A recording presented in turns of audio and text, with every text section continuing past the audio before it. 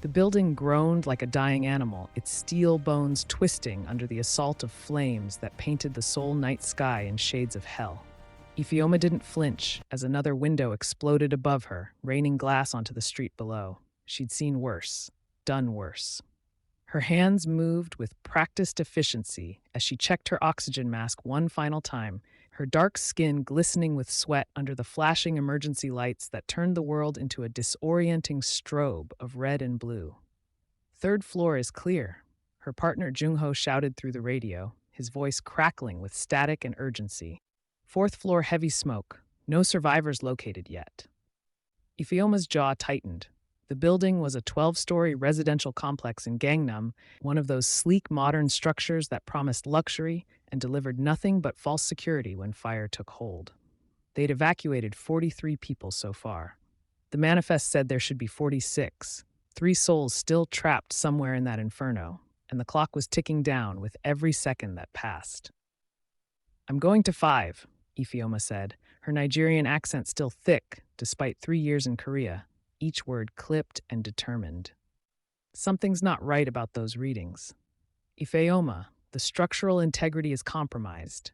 Captain Park's voice cut through the channel, sharp with concern. "We need to pull back in 7 minutes regardless." Welcome to Seoul-Africa Stories. Before we begin, take 1 second to like this video and subscribe. It truly helps the channel grow and allows us to bring you more powerful African stories. Also, tell us where you're watching from. Drop your country flag in the comments. 7 minutes. She could work with 7 minutes.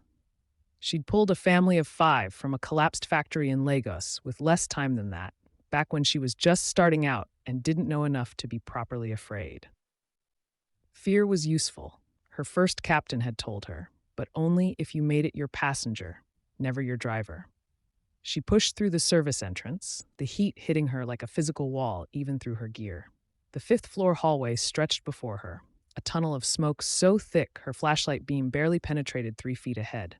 The floor was already beginning to buckle in places, tiles cracking and popping under her boots.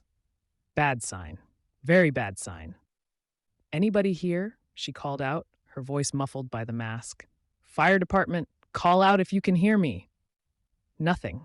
Just the roar of flames consuming everything they touched, the crackle of burning paint, the groan of metal expanding beyond its tolerances. She moved methodically, checking each apartment, each potential hiding space. People did strange things in fires. She'd found victims in bathtubs, in closets, under beds. Panic made humans irrational, made them seek small spaces instead of exits, made them hide when they should run. She was about to turn back when she heard it. Faint, barely audible over the chaos of destruction. A cough, weak, rasping, but unmistakably human. "I hear you," Ifeoma shouted, moving toward the sound. "Keep making noise. Guide me to you." Another cough, stronger this time, coming from apartment 507. The door was ajar, smoke billowing out like a living thing. Ifeoma kicked it fully open, sweeping her light across the interior. Expensive furniture, minimalist decor, the kind of place that cost more per month than she made in 6. And there, collapsed beside an overturned wheelchair near the balcony door, was an elderly Korean woman in traditional hanbok, the silk fabric already beginning to char at the edges. "Found one," Ifeoma barked into her radio. "5th floor, apartment 507, elderly female, unconscious or semi-conscious. I'm bringing her out." She moved quickly, assessing as she went. The woman was breathing but barely, her lips already taking on a bluish tint from smoke inhalation. Probably in her 70s, fragile looking, but with that particular type of wiriness that spoke of inner strength. There was something else too, something Ifeoma's instincts picked up on immediately. This wasn't some random resident. The apartment reeked of wealth, the kind of serious money that bought silence and privacy and security. "I've got you, grandmother," Ifeoma said softly in her limited Korean, knowing the woman probably couldn't hear her but saying it anyway. "I'm taking you home." She'd just gotten the woman over her shoulder in a fireman's carry when the floor buckled. Not gradually, not with warning. 1 second it was solid, the next it was dropping away beneath her feet like a trapdoor to hell. Ifeoma's training kicked in before conscious thought could, her body twisting mid-fall to take the impact on her shoulder and back, protecting the elderly woman cradled against her chest. They crashed through to the apartment below, a tangle of broken ceiling tiles and shattered furniture and flames that were suddenly much, much closer. Pain exploded through Efeoma's left side, but she forced it down, forced everything down except the immediate need to move, to get out, to survive. The woman was stirring now, her eyes fluttering open, and Ifeoma saw the exact moment awareness returned. Saw the fear bloom across those delicate features, the panic that could kill them both if it took hold. "Look at me," Ifeoma commanded in English, her Korean failing her in the stress of the moment. She grabbed the woman's face gently but firmly, forcing eye contact. "Grandmother, look at me. I need you to stay calm. Can you do that?" The woman's eyes focused on her, and something strange happened. The panic didn't disappear exactly, but it was joined by something else. Recognition, maybe, though they'd never met. Trust, though Ifeoma hadn't earned it yet. The woman's trembling hand came up to grip Ifeoma's wrist, her touch surprisingly strong. "You came," the woman whispered in Korean, her voice barely audible. "The angel came." Ifeoma didn't waste time parsing that. She scanned their new surroundings, looking for options, for exits, for anything that would get them out of this death trap. The main door was blocked by fallen debris and active flames. The windows were reinforced glass, not easy to break and 5 stories up anyway. That left the service corridor if they could reach it, but it meant crawling through an obstacle course of burning furniture and collapsing ceiling. "Can you move?" Ifeoma asked, switching back to Korean. "Can you crawl?" The woman nodded, though Ifeoma could see the lie in her eyes. She was hurt, probably more than she realized, running on adrenaline and shock. But there wasn't time to argue. Wasn't time for anything except action. "Stay low, right behind me," Ifeoma instructed. "Put your hand on my ankle and don't let go no matter what happens. Understand?"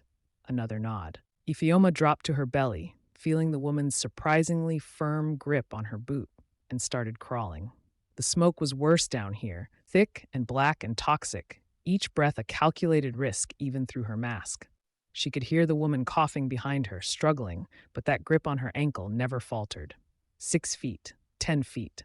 A ceiling beam crashed down inches to their left, sparks erupting like fireworks. Ifeoma heard the woman cry out, but that hand stayed locked on her ankle, trusting, determined. 12 feet. The service corridor door was visible now through the smoke, blessedly still intact, and Ifeoma felt a surge of hope that she immediately suppressed. Hope got you killed in fires. Only action mattered. Her oxygen alarm started beeping. 3 minutes of air left, maybe less. The woman behind her was making horrible, wet, gasping sounds, her lungs filling with smoke and particulates that would take months to heal if they survived at all. 15 feet. 20. Almost there. "Ifeoma, building integrity at 20%, Jungho's voice crackled through her radio. "Captain's calling full evacuation. You need to abort now."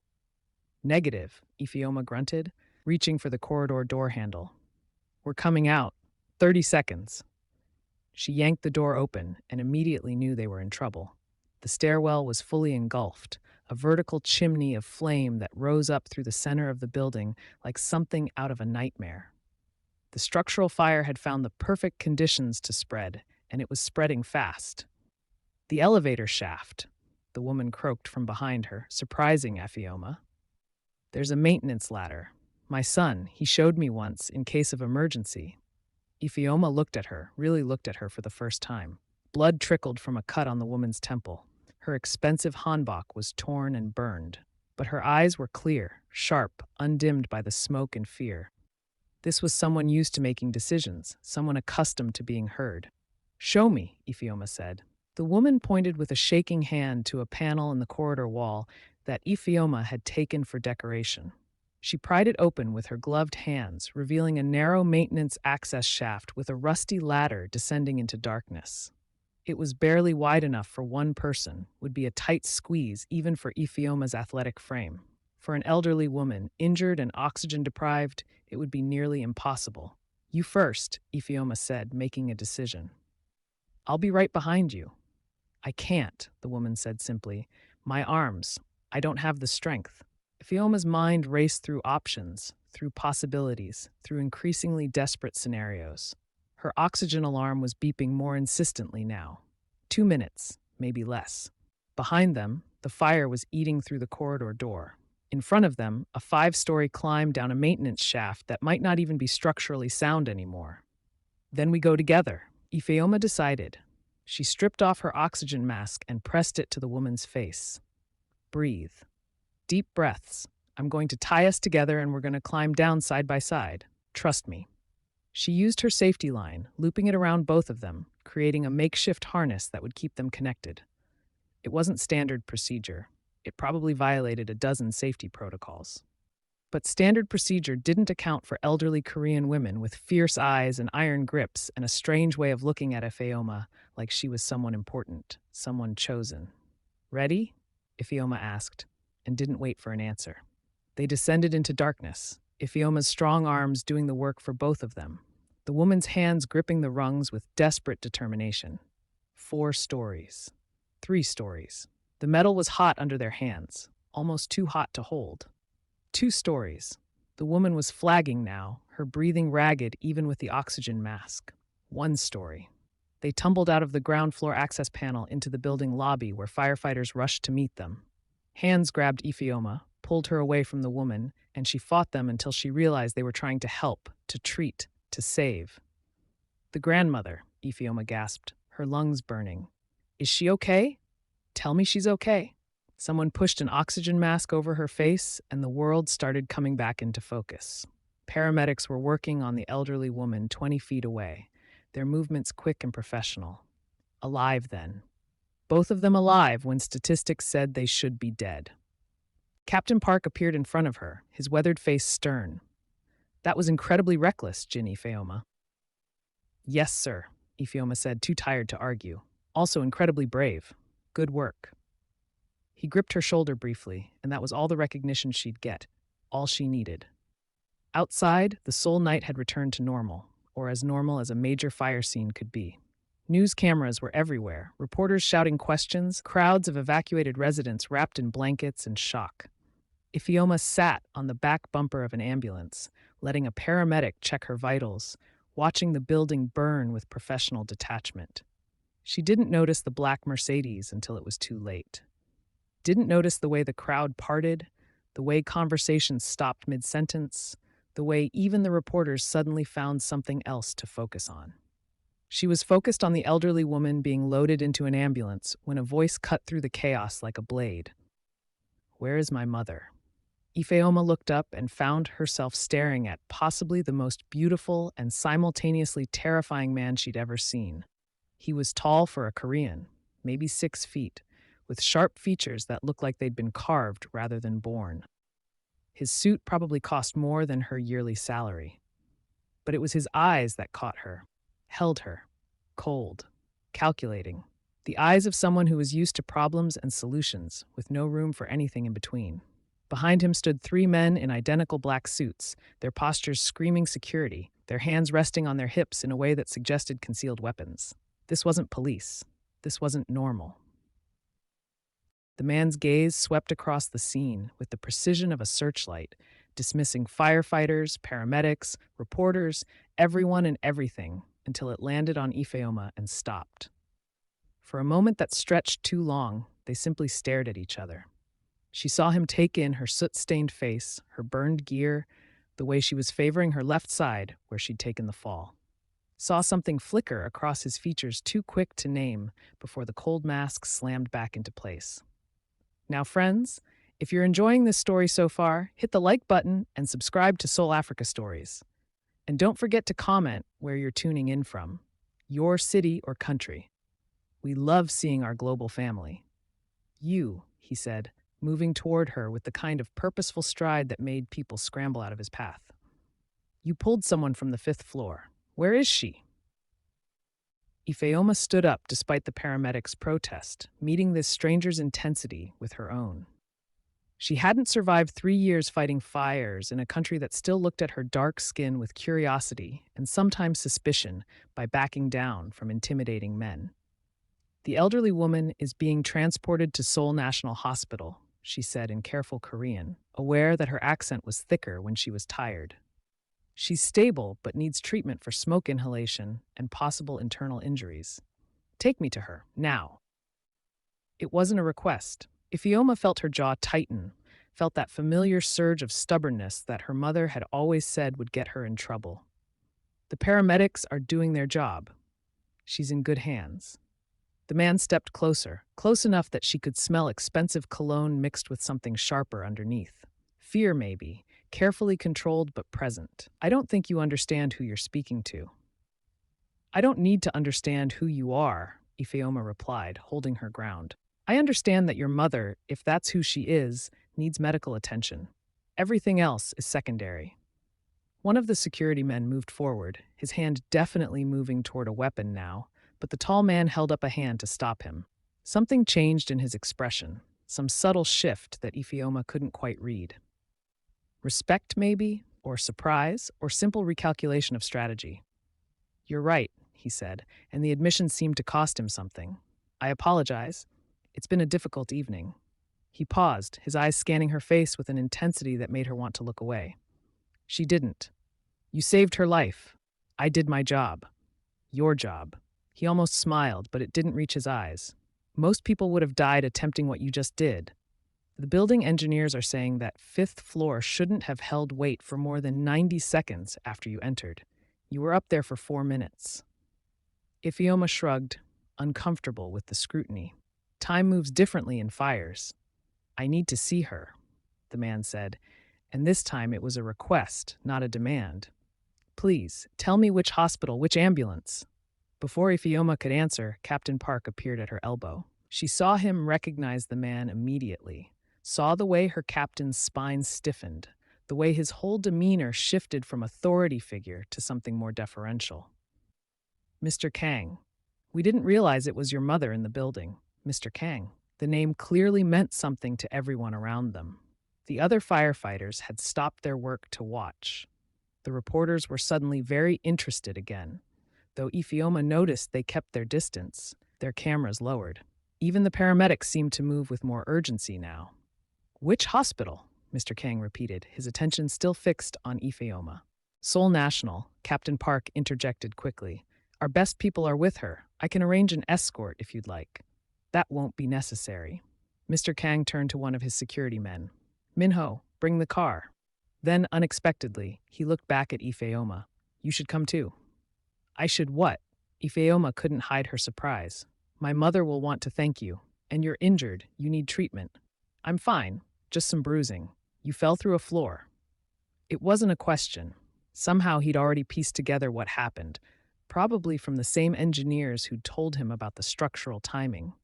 You're not fine. You're running on adrenaline and training, but in an hour, you won't be able to move without serious pain. He gestured toward the approaching Mercedes. Please, it's the least I can offer. Ifeoma wanted to refuse.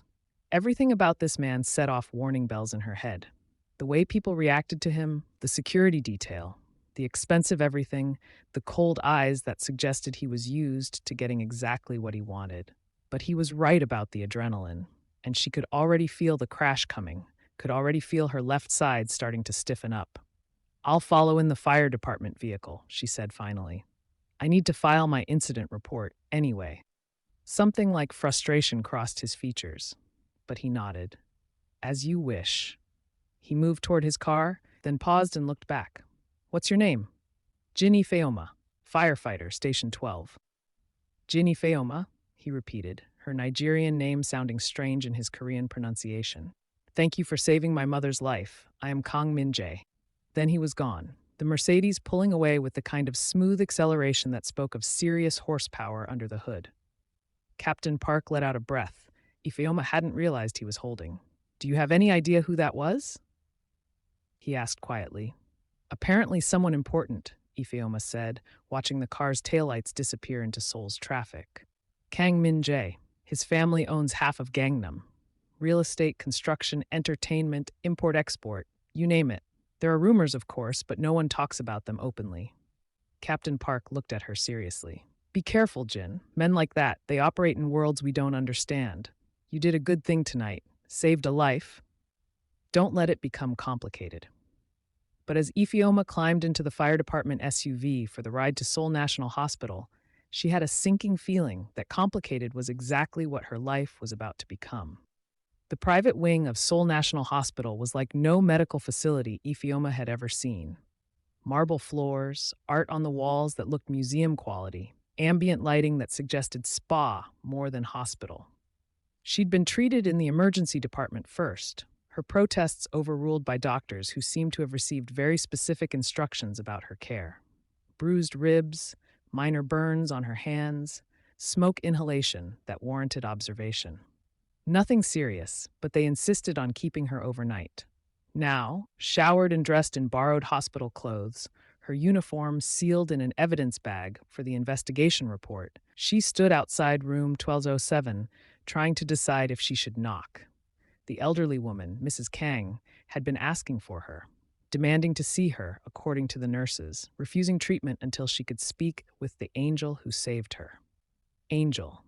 The word sat uncomfortably on Ifeoma's shoulders.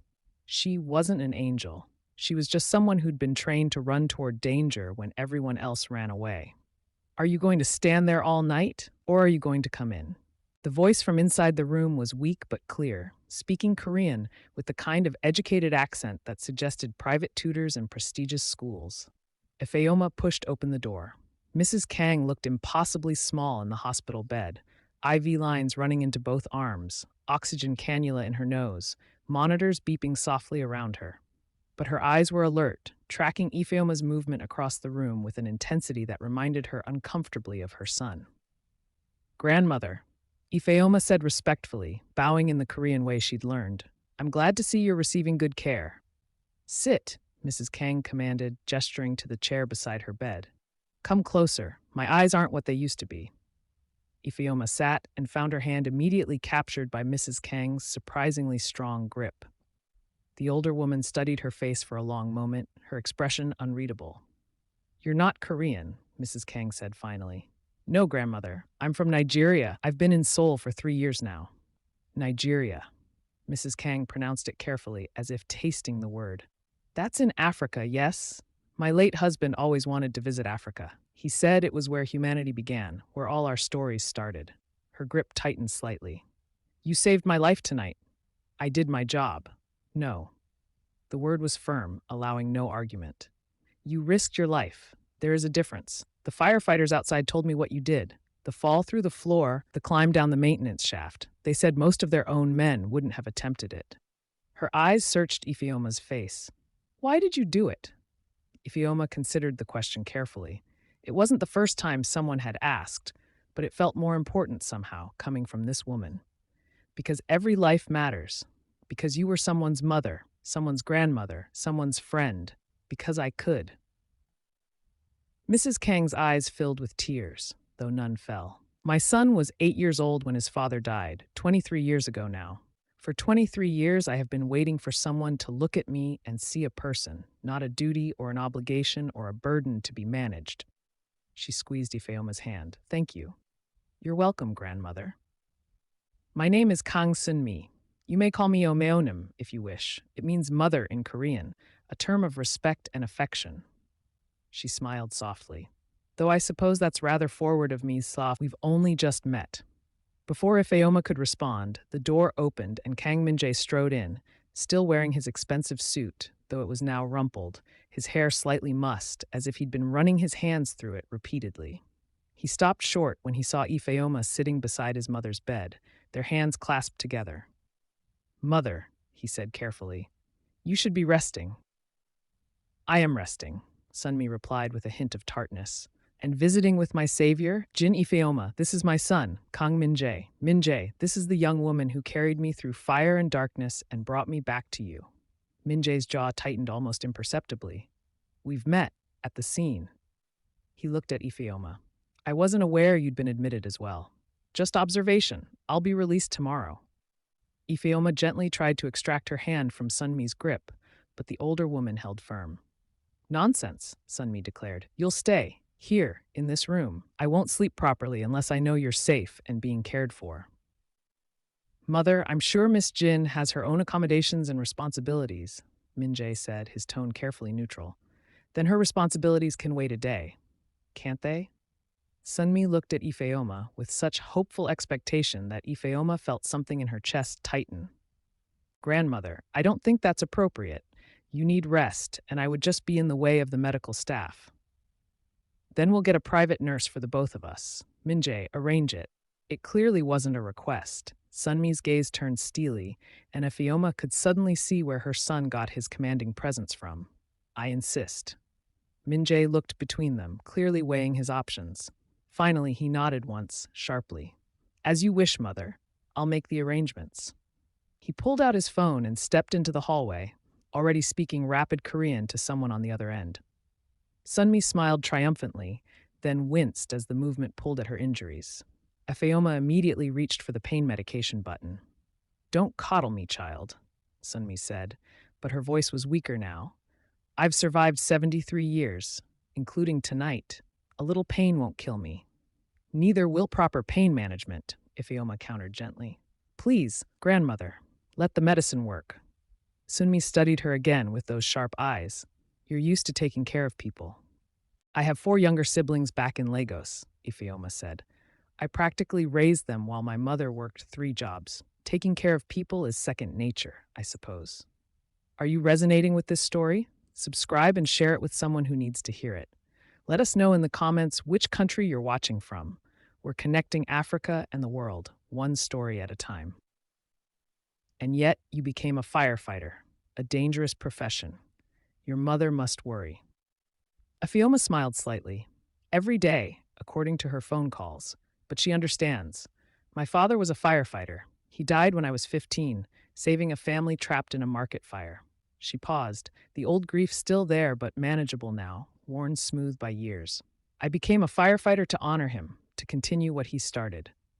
Sunmi's expression softened with understanding. Then we are both women who have lost men to duty and service? My husband died protecting his business partners from a corporate attack. He was shot 3 times but managed to warn them before he collapsed. She looked toward the window, toward the Seoul skyline glittering beyond. For years I was angry at him for choosing them over me, over Min-jae. But I understand now. Some people are built to protect others. It's not a choice they make. It's who they are.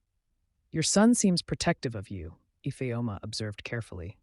Min-jae is protective of everything he considers his, Sunmi said, something complex in her tone.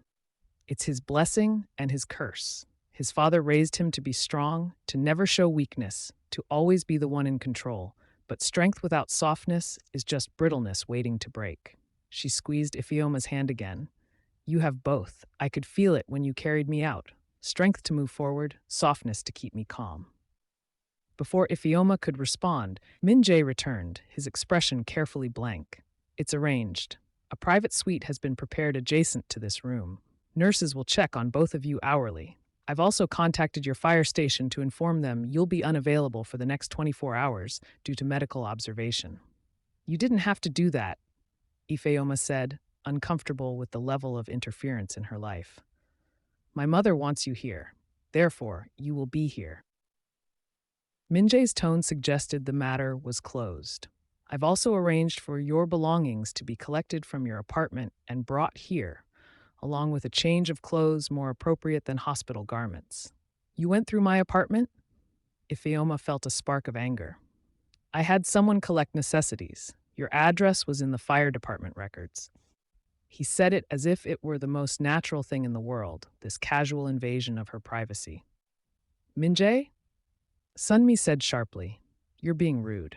Apologize. Something flickered across his face, surprise maybe at being publicly corrected.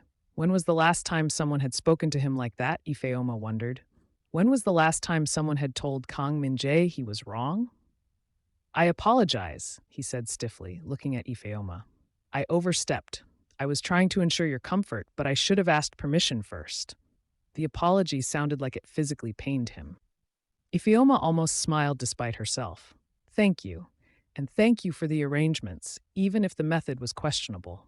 Sunmi laughed, then coughed, and both Ifeoma and Min-jae moved simultaneously toward her. Their hands collided on the water cup beside the bed. Min-jae pulled back first, a strange expression crossing his features as he watched Ifeoma help his mother drink. You should go home, Min-jae, Sunmi said once she'd caught her breath. You've been here for hours. Get some rest. I'm staying, he said flatly. There's no need. I have Ifeoma with me. Mother, she's a stranger, a firefighter who happened to be doing her job. We don't know anything about her. The words stung more than Ifeoma wanted to admit. She kept her face carefully neutral, but Sunmi's eyes flashed with genuine anger. She saved my life, while you were in whatever meeting was more important than checking on your elderly mother. She carried me through fire and floors and climbed down 5 stories with me tied to her back. She has earned my trust in ways most people never will. Sunmi's voice was steel wrapped in silk. You will treat her with respect, Min-jae, or you will leave. The silence that followed was heavy, electric with unspoken tensions. Min-jae's jaw worked as if he were physically biting back words. Finally, he bowed stiffly to his mother. As you wish. He turned to Ifeoma, and she saw something new in his eyes now. Not quite respect, but recognition at least. An acknowledgement that she was more than just a convenient rescuer. Miss Jin, please forgive my rudeness. My mother's safety is paramount to me, and I spoke without thinking. It's understandable, Ifeoma said, meaning it. She'd seen enough families in crisis to know that fear often manifested as anger, suspicion, control. You're worried about her. That's natural.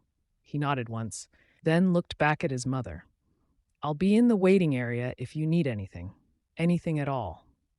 After he left, Sunmi sagged back against her pillows, suddenly looking every one of her 73 years. That boy, she murmured. He thinks the whole world is a threat that needs to be managed. He loves you, Ifeoma said simply. That's clear. Yes, but love shouldn't feel like a cage. Sunmi closed her eyes. His father's death changed him, made him hard when he should have stayed soft, made him see enemies where there are only people trying to live their lives. Ifeoma said nothing, sensing that Sunmi needed to talk more than she needed responses. The older woman's breathing was evening out, the pain medication taking effect. When I saw you in that building, Sunmi continued, her voice drowsy now, I thought you were an angel. Did I tell you that? An angel come to take me to my husband. She smiled slightly. But you weren't taking me anywhere. You were bringing me back to light and air and life. Do you know what that means, child? What does it mean, grandmother?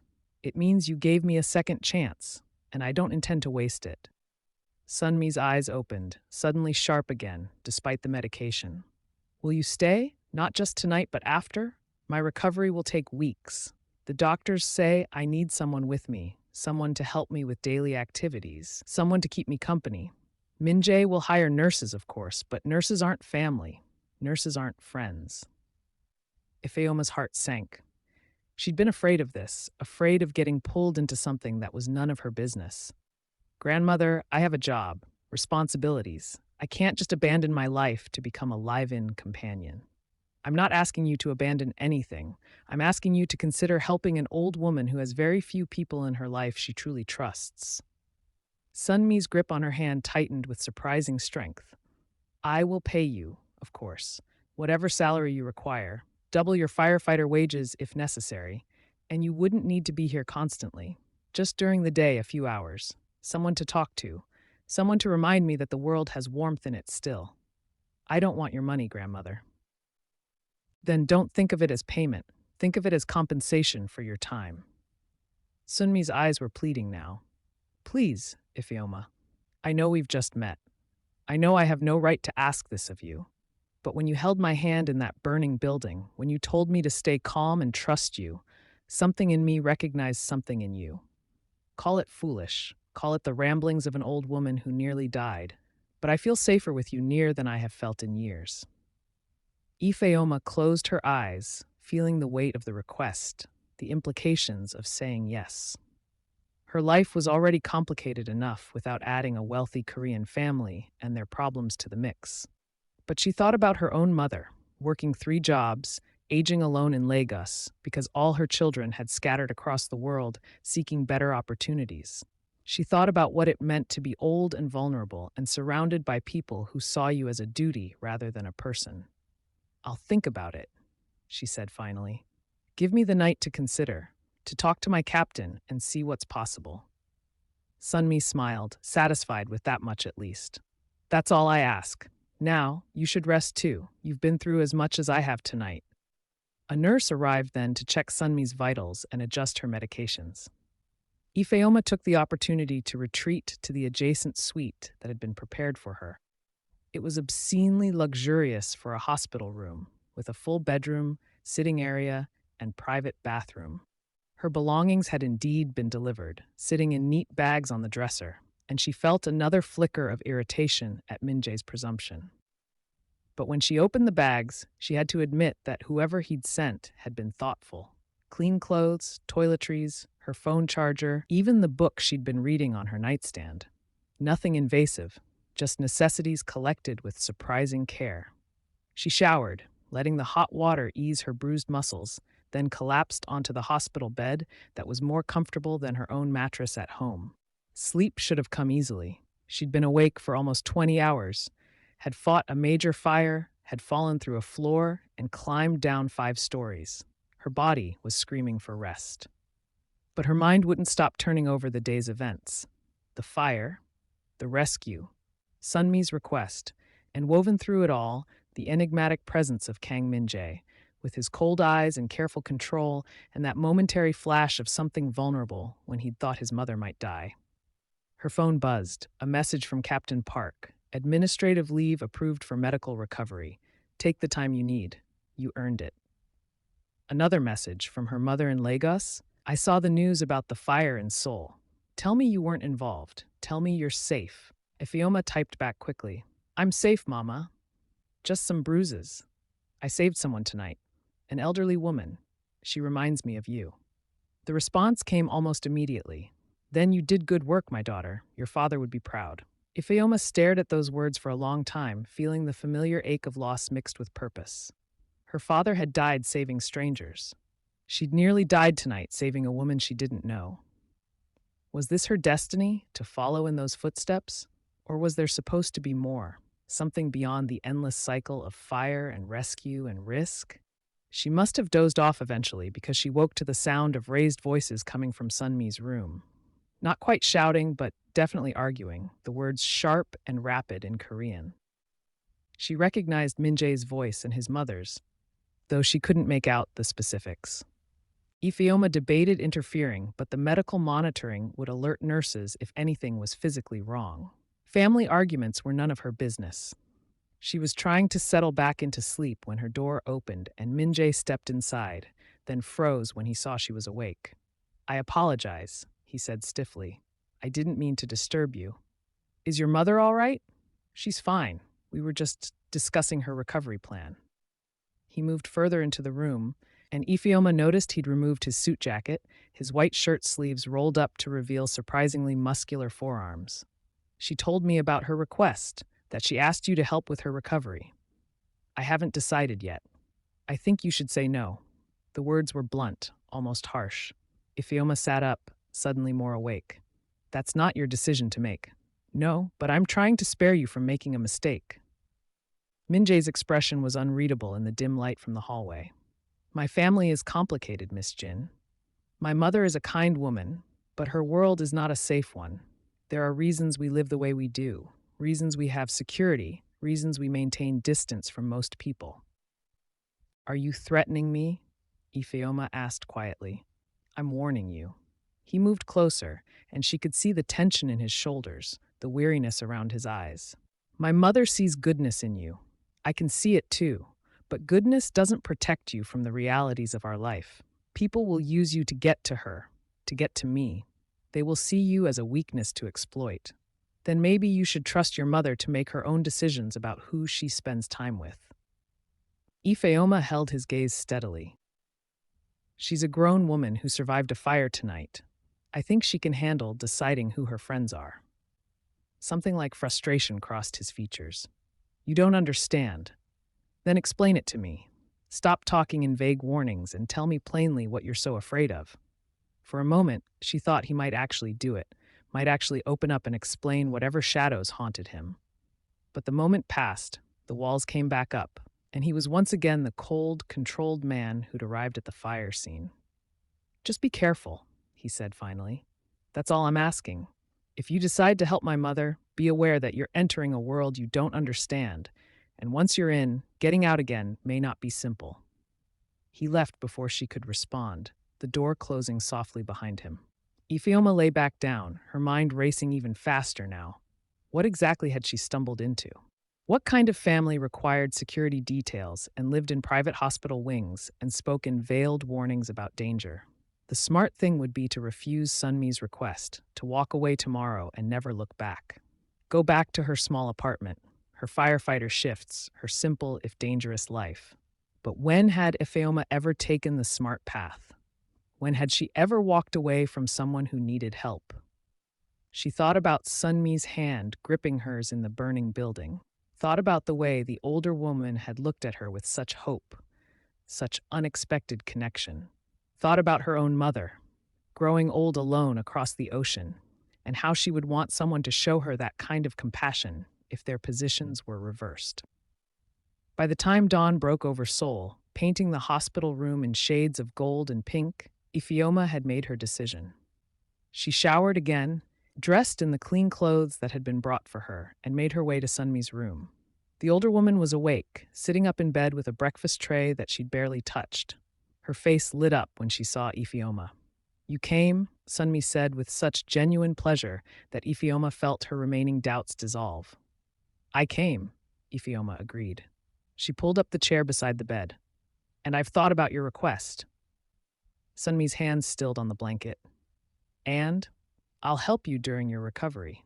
Not for money, grandmother, for companionship, because I think we could be good friends and because you remind me of my own mother who I miss very much."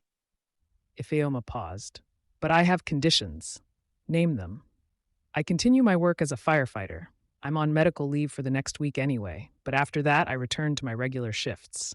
I can visit you on my days off and in the evenings after work." "Acceptable," Sunmi said immediately. "Second, if at any point this arrangement becomes uncomfortable for either of us, we can end it without hard feelings. No obligations beyond basic human kindness." "Agreed." "And third," Ifeoma looked directly at Sunmi, "you tell me the truth about your family, about why your son has armed security, about what dangers he was warning me about last night." Sunmi's expression grew complex, layers of emotion passing across her delicate features. "That's a conversation that requires time and tea and honesty that may frighten you. I'm not easily frightened, grandmother. I walk into burning buildings for a living." A smile touched Sunmi's lips. "Yes, you do. Very well. Help me to the sitting area, and I'll tell you things I haven't spoken of in years." Ifeoma helped Sunmi from the bed, supporting her weight as they moved slowly to the cushioned chairs by the window. The older woman settled with a small sigh of relief, and Ifeoma poured tea from the service that had been left on the side table. "My late husband, Kang Min-jae, was a brilliant businessman," Sunmi began, her voice taking on the cadence of storytelling. "He built an empire from nothing, starting with a single construction contract and expanding into real estate, import-export, entertainment. But Seoul in those days was different than now. To succeed, especially to succeed as spectacularly as Jinho did, you needed more than business acumen. You needed protection. You needed connections." "What kind of connections?" Ifeoma asked, though she was beginning to understand. "The kind that operate in shadows. The kind that blur the lines between legal and illegal, between business and something more dangerous." Sunmi sipped her tea carefully. "Jinho never hurt anyone. I need you to understand that. He was a good man, a kind man. But the people he associated with, the networks he relied on to protect his business and his family, they were not all good men." "Your husband was involved with organized crime." "My husband was involved with survival," Sunmi corrected gently. "In the Seoul of 30 years ago, there was no clean way to build what he built. The legitimate businessmen were all connected to politicians, and the politicians were all connected to criminal organizations. Jinho chose which devils to dance with carefully, and he tried to minimize the damage. But yes, to answer your question directly, he had ties to what some would call the Korean Mafia." Ifeoma absorbed this, turning the information over in her mind. "And your son inherited those connections when your husband died. Min-jae inherited everything. The business, the obligations, the enemies, the alliances. He was 25 years old and suddenly responsible for an empire that required constant vigilance to maintain." Sunmi's eyes grew distant. "It changed him. The boy who loved art and music and literature became a man who sees every interaction as a potential threat, every relationship as a possible betrayal. Is he involved in illegal activities? That's a question you should ask him, not me, Sunmi said. What I can tell you is that Min-jae has worked very hard to legitimize our family's businesses, to separate from the old networks, to operate cleanly. But some connections can't be easily severed. Some debts can't be simply paid and forgotten. He walks a difficult line between the world his father left him and the world he wants to build. Ifeoma was quiet for a long moment, watching the morning traffic move through the streets far below. Your son is right. I don't understand your world. I don't know what I'm getting myself into. Then don't, Sunmi said simply. Walk away now, before you're any more involved. I'll understand. You owe me nothing beyond the life you already saved. But even as Sunmi said it, even as she offered the exit, Ifeoma knew she wouldn't take it. Couldn't take it. Something about this woman, about her loneliness wrapped in luxury, about her desire for simple human connection, called to something deep in Ifeoma's soul. I'm staying, Ifeoma said. But I need you to promise me something, grandmother. Anything. If there's ever real danger, if my presence here puts you or anyone else at risk, you tell me immediately. No protecting me from information I need to stay safe. Sunmi reached out and took Ifeoma's hand. I promise. And Ifeoma, thank you. You have no idea what this means to me. They sat together in comfortable silence as Seoul woke up around them, two women from completely different worlds, finding unexpected common ground in the aftermath of fire and rescue and near death. The next week passed in a strange sort of domesticity. Ifeoma spent her days with Sunmi, first at the hospital and then at the Kang family mansion when Sunmi was released. The house was everything Ifeoma had expected and nothing like it at the same time. Yes, it was massive, expensive, filled with artwork and antiques that probably cost more than Ifeoma would earn in her lifetime. But it was also cold, sterile, more like a museum than a home. No one lives here, Sunmi said sadly as Ifeoma helped her settle into her bedroom suite. Min-jae comes and goes, but he doesn't really live. The staff maintains everything perfectly, but they don't make it warm. It's been like this since Jinho died. Over the following days, that began to change. Ifeoma couldn't help herself. She opened curtains that had been closed for years, letting sunlight flood into dusty corners. She rearranged furniture to make conversation areas more intimate. She even, with Sunmi's delighted approval, added small touches of color. Fresh flowers in the main sitting room. Bright cushions on the austere leather couches. Photographs of Sunmi and her late husband brought out of storage and displayed with pride. The household staff watched these changes with a mixture of confusion and cautious approval. The housekeeper, Mrs. Han, was particularly resistant at first. "This is not how things are done in this house," she said stiffly when she found Ifeoma moving a valuable Ming Dynasty vase to make room for a simple vase of sunflowers. "Then perhaps it's time things were done differently," Ifeoma replied pleasantly. "Madame Sunmi requested the flowers. She says they remind her of her childhood." Mrs. Han couldn't argue with Sunmi's wishes, so she retreated into silent disapproval.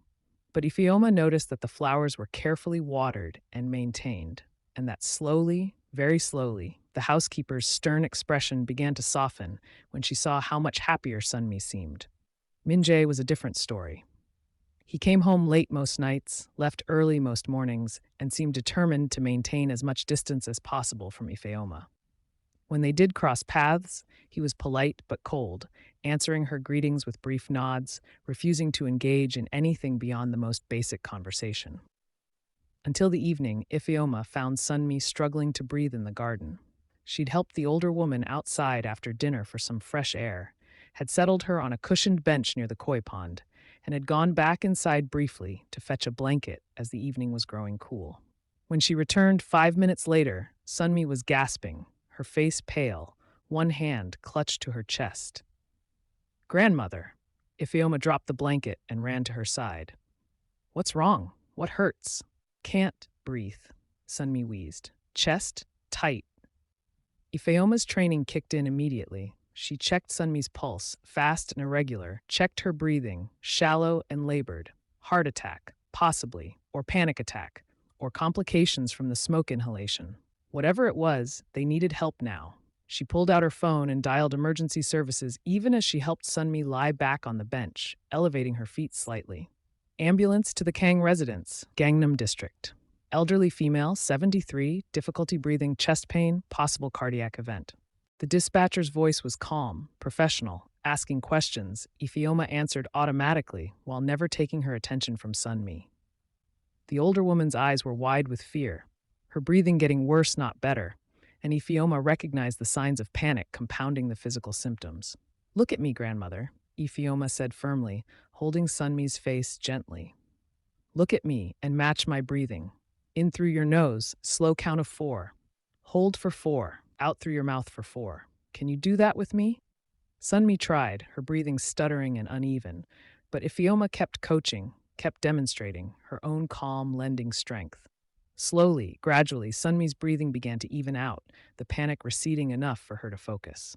"That's it," Ifeoma encouraged. "You're doing so well. The ambulance is coming. Just keep breathing with me." That's how Min-jae found them when he came running from the house. Mrs. Han's panicked call having reached him at his office downtown. He took in the scene with one sweeping glance, his face going absolutely white. "Mother," he said, dropping to his knees beside them. "What happened?" "Possible cardiac event," Ifeoma said calmly, still monitoring Sunmi's pulse. "I've called emergency services. They'll be here in less than 3 minutes." Min-jae's hands were shaking as he reached for his mother, and Ifeoma saw genuine terror in his eyes, all his careful controls stripped away. "Don't leave me," he said to Sunmi, his voice breaking. "Please, mother, don't leave me." "Not going anywhere," Sunmi managed, and even smiled slightly. "Stop being dramatic." The ambulance arrived with impressive speed, and Ifeoma stepped back to let the paramedics work. They confirmed her initial assessment, non-critical but serious, requiring immediate hospital evaluation. As they loaded Sunmi onto a stretcher, the older woman reached out and grabbed both Ifeoma's hand and Min-jae's, pulling them close. "Together," she said firmly. "You both, come with me. Together." In the ambulance, cramped in the small space, Ifeoma found herself pressed against Min-jae's side as they both monitored Sunmi.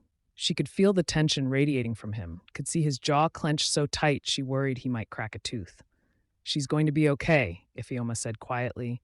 "Her vitals are stabilizing. I think it was a panic attack more than a heart attack, probably triggered by residual trauma from the fire. But she's strong, Min-jae. She'll get through this." He looked at her then, really looked at her, and she saw something crack in his expression. "You called me Min-jae, not Mr. Kang. Your mother was in distress. Formality seemed less important than connection." Ifeoma held his gaze. "Was that inappropriate?" "No," he said softly. "No, it was." He trailed off, his attention drawn back to Sunmi as she stirred. But his hand found Ifeoma's in the small space, and squeezed once briefly in what might have been gratitude or might have been something more. Then he let go, and the moment passed, leaving Ifeoma wondering if she'd imagined the whole thing. At the hospital, it was confirmed that Sunmi had experienced a severe panic attack, complicated by residual lung inflammation from the fire. Not life-threatening, but serious enough to require overnight observation and a new medication regimen to help with anxiety. "I've never had panic attacks before," Sunmi said, frustrated and embarrassed. "I survived my husband's death, survived raising Min-jae alone, survived 73 years of life. Why now?" "Trauma doesn't follow a schedule, grandmother," Ifeoma said gently. "You nearly died. Your body and mind are processing that in their own time. There's no shame in it." Min-jae had been silent through most of the examination and diagnosis, standing in the corner of the hospital room like a statue. But now he moved forward, sitting on the edge of his mother's bed with uncharacteristic gentleness. "You're staying here tonight," he said. "Both of you. Ifeoma in the room next door, like before. I won't have either of you alone." "I'm fine to go home," Ifeoma protested. "I wasn't the one who had a panic attack. You caught it. You called for help. You kept her calm until the paramedics arrived." Min-jae's eyes met hers across Sunmi's bed. "You saved her life. Again. So please, for my peace of mind if nothing else, stay where I know you're both safe and cared for." It wasn't quite a request and wasn't quite an order. Something in between. Ifeoma found herself nodding before she'd consciously decided to agree. Good, Min-jae said, and some of the terrible tension finally left his shoulders. Thank you. After Sunmi was settled and sleeping, Ifeoma retreated to the adjacent room that was becoming oddly familiar. She was just changing into the borrowed pajamas that had appeared with her belongings when there was a soft knock on her door. Min-jae stood in the hallway, still in his business clothes, but with his tie loosened and his hair mussed from running his hands through it too many times. He looked exhausted, vulnerable in a way she'd never seen him. I owe you an apology, he said without preamble. I've been cold to you, distant, deliberately unwelcoming. You were protecting your mother. I understood. No, you didn't. Not really. He leaned against the doorframe, his eyes distant. I was protecting myself from having to acknowledge that you're exactly what my mother needs, that you're bringing life back to a house that's been dead for 20 years, that you're... He stopped, seeming to struggle with the words. That you're the first person in a very long time who's made me want to be something other than what I am. Ifeoma's breath caught. Min-jae. I don't know how to do this, he continued, his voice raw. How to let someone in, how to trust, how to be anything except the person my father's death required me to become. But watching you with my mother, seeing how you care for her without expecting anything in return, seeing how you've softened a house that's been hard for so long. He met her eyes. You make me want to remember what it was like before. Before the responsibility and the danger and the endless vigilance, you make me want to be human again. The confession hung between them, intimate and terrifying. Ifeoma didn't know what to say, didn't know how to respond to such raw honesty from a man who seemed built from stone and ice. I'm not looking for anything from you, she said finally. I'm here for your mother, because I care about her, and because I think we can help each other through our respective traumas. I know, Min-jae said, and that's what makes it worse. If you wanted something from me, from our family, I'd know how to handle it. I'd know how to keep you at arm's length, how to protect myself. But you just exist, warm and kind and competent, and somehow that's more dangerous than any threat I've ever faced. He pushed off from the doorframe, his expression closing down again as the walls came back up. I'm sorry. I shouldn't have said any of that. It's late, and it's been a difficult day. Good night, Ifeoma. He was gone before she could respond, leaving her standing in the doorway of the hospital room, her heart racing, her mind spinning with implications she wasn't ready to consider. What had she gotten herself into? What was happening between her and this complicated, damaged man who looked at her like she was simultaneously his salvation and his doom? And why, despite all the warnings and all the danger and all the reasons this was a terrible idea, did some part of her want to chase after him and tell him that maybe, just maybe, being dangerous wasn't always a bad thing? She closed the door softly and leaned against it, her hand pressing against her chest where her heart was still racing. Outside, Seoul glittered in the darkness, a city of millions of stories intersecting and diverging in patterns too complex to predict. And somewhere in that vast urban maze, two lives from completely different worlds had collided in fire and smoke and unexpected connection, setting into motion something that neither of them fully understood, but both of them, in their own ways, desperately needed. Thank you for watching Seoul-Africa Stories. Before you go, like, subscribe, and turn on notifications so you never miss a powerful story. And once again, drop your country or flag in the comments. We love hearing from our worldwide community. See you in the next story.